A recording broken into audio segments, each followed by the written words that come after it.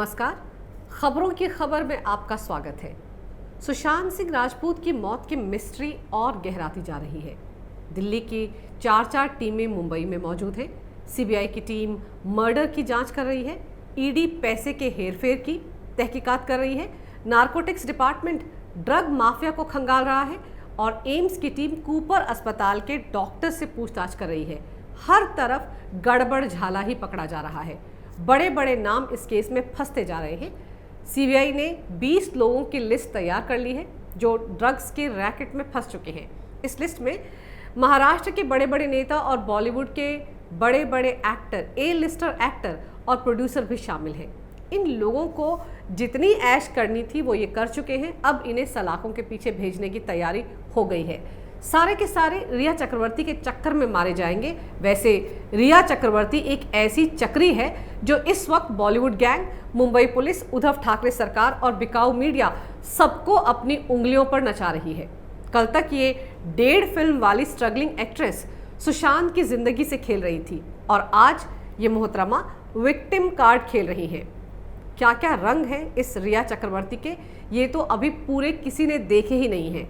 मैं तो खुद हैरान हूँ रिया चक्रवर्ती के इस रियल लाइफ किरदार के इतने सारे शेड्स देखकर। क्या क्या गुल खिला रही थी ये मोहतरमा, बाकियों का तो पता नहीं। मैंने तो 14 जून को पहली बार इसका नाम सुना था, वो भी तब जब सुशांत की गर्लफ्रेंड के तौर पर इसका नाम सामने आया था। अगर बॉलीवुड की बात की जाए तो बॉलीवुड उन्हें एक स्ट्रगलिंग एक्ट्रेस के तौर पर जानता है। मुश्किल से अपने करियर में उन्होंने कुल जमा 1.5 फिल्में ही की होंगी, लेकिन इस दौरान उन्होंने महेश भट्ट के साथ जलेबियां जरूर बनाई। मेरा मतलब जलेबी फिल्म में काम किया और इसके मेंटोर, इसके गुरु, इसके एंजल, इसके बेस्ट मैन, इसके परों को कतरने वाले बॉलीवुड के जाने माने विवादित डायरेक्टर महेश भट्ट तो बड़े परेशान होंगे। सोच रहे होंगे कि उनकी आयशा तो बड़ी छोटी सी मासूम सी बच्ची थी, पर वो तो कमबख्त इतनी बड़ी तोप निकली कि आज उसके चलते बॉलीवुड गैंग, महाराष्ट्र का political circle, Mumbai police, drug mafia, सभी जगहों पर सुनामी आ गई है। वैसे बड़ा नाज भी हो रहा होगा उस पर आज रिया के शुगर डैडी महेश भट्ट को। गुरु तो गुरु, चेली तो इतनी आगे निकल गई कि गुरु को समझ ही नहीं आ रहा कि उसके पर कतर कर उन्होंने बुरा किया था या अच्छा। 2 बार उसके पर कतरे थे गुरु महेश भट्ट ने। मेरा मतलब रिया को आज़ादी दिलाने के लिए। पहली बार तो रिया ने ये राज 19 जून 2018 को दुनिया के सामने रखा था। दूसरी बार 8 जून 2020 को उस वक्त बताया था जब वो सुशांत का घर छोड़कर चली गई थी। देखिए, बुरा मानने वाली बात नहीं है। रिया के गुरु महेश भट्ट ही हैं, ये मैं नहीं कह रही हूँ, बल्कि खुद महेश भट्ट ने मुंबई पुलिस के साथ हुई पूछताछ के दौरान ये बात बताई थी। अब जब चेली इतनी आगे निकल गई है, उसके कारनामों की फेरिस्त लगातार बढ़ती जा रही है, तो ये सवाल तो उठेगा ही कि क्या रिया की इस करतूत के बारे में उसके गुरु को कुछ पता था या नहीं। कैसे मान लिया जाए कि इतना सारा खेल रिया चक्रवर्ती ने जो सुशांत सिंह राजपूत के साथ खेला, ड्रग के धंधे में उतर गई, उसके इन कारनामों के बारे में महेश भट्ट, उनके गुरु को कैसे पता नहीं होगा। ये बात किसी के गले उतर ही नहीं सकती। रिया चक्रवर्ती को लेकर हर रोज नए खुलासे हो रहे हैं। वो आप मानकर चलिए कि वो मायानगरी पर राज करने वाले ड्रग माफिया और बॉलीवुड गैंग का सिर्फ एक मोहरा है, पर इस मोहरे को सुशांत की जिंदगी में क्यों और किस लिए किसने फिट किया था। सवाल ये उठता है कि बी ग्रेड एक्ट्रेस, ए लिस्टर सुशांत सिंह राजपूत के करीब कैसे पहुंच गई। किसने एक साजिश के तहत इसे वहां पर प्लांट किया। आपको याद होगा कंगना रनौत ने भी ये सवाल उठाया था कि रिया चक्रवर्ती सुशांत की जिंदगी में दाखिल कैसे हुई, उसके आसपास तक कैसे पहुंच गई। इस पर गौर करने की ज़रूरत है। अब तक तो ईडी की तरफ से रिलीज़ की गई व्हाट्सएप चैट से साफ हो चुका है कि रिया तो सुशांत को मिलने से पहले से ही ड्रग्स के धंधे में उतर चुकी थी। ये ड्रग इस्तेमाल करने वाली ग्राहक नहीं थी, ये ड्रग्स का धंधा करने वाली ड्रग पेडलर थी जो खुद भी ड्रग्स लेती थी और दूसरों को भी चुपके चुपके ड्रग्स दे दिया करती थी। रिया और इसकी डर्टी गर्ल गैंग के बीच हुई व्हाट्सएप चैट का एक एक मैसेज देखिए किस तरह से साजिश बना कर जया साहा के कहने पर रिया ने सुशांत को MDMA की डोज पर डोज दी। ईडी ने जो चैट रिट्रीव की है उनकी तादाद तो 250 से भी ज़्यादा है, लेकिन इन सब में सबसे ज़्यादा खतरनाक चैट थी जो जया साहा ने रिया को भेजी थी। इस चैट में रिया चक्रवर्ती से जया कहती है चाय, कॉफ़ी या पानी में 4 बूंदें डालो और उसे पीने दो। असर देखने के लिए 30 से 40 मिनट रुको। 25 नवंबर 2019 को ही इस चैट में आगे जया ने रिया से पूछा कि जो ड्रग दी थी उसका असर कैसा रहा। तो रिया कहती है अच्छा रहा, शांत हो गया वो। उसके बाद रिया पूछती है क्या एक ही बार दिया जा सकता है। तो जया कहती है नहीं, 2-3 बार दिया जा सकता है। फिर रिया कहती है अच्छा ओके। उसके बाद रिया ने जया से कहा आज उसकी तीनों बहनें आने वाली हैं। तो जया ने कहा ओह वाओ। इस पर रिया ने कहा ऐसी बहनें जो बहुत ज़्यादा डींगे हाँकती हैं।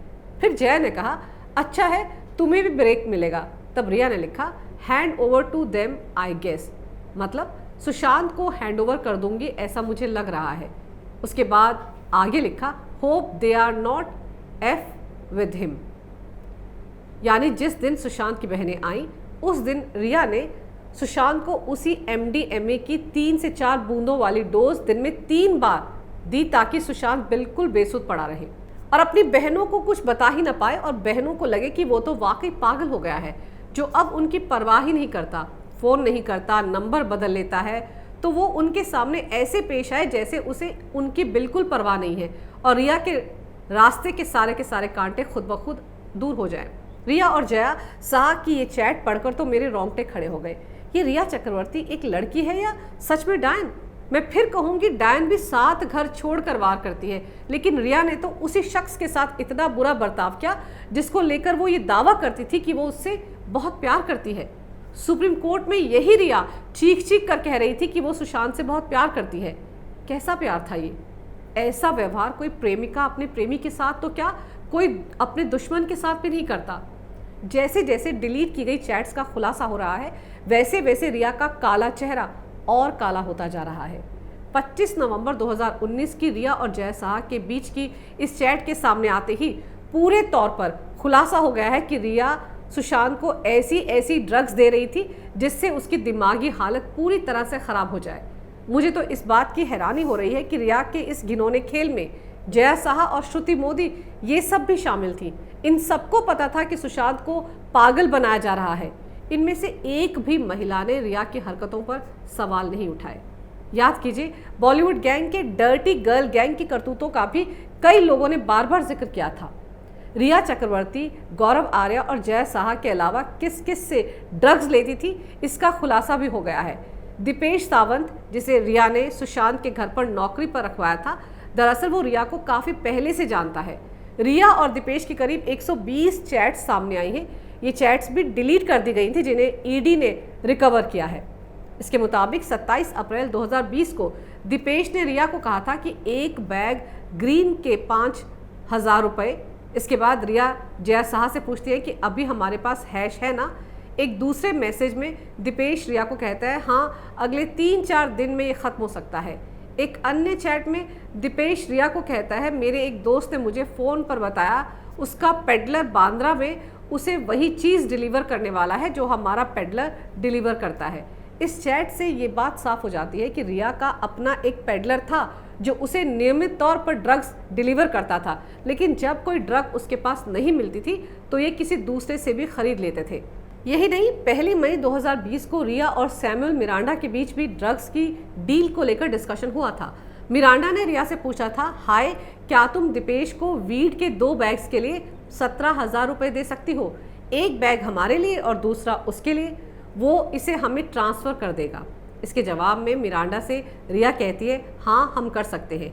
ये सारी कुछ ऐसी चैट्स हैं जो इस केस में बेहद अहम हैं और उन्हीं चैट्स का जिक्र मैं यहाँ पर इस वीडियो में कर रही हूँ। वैसे पूरे ड्रग माफिया, मुंबई के पॉलिटिकल सर्कल, ठाकरे सरकार, मुंबई पुलिस और बॉलीवुड गैंग, इन सबको पता है कि अगर रिया अपना मुंह खोलेगी तो वो बॉलीवुड में सालों से दबी पड़ी गंदगी के ढेर को उजागर कर देगी।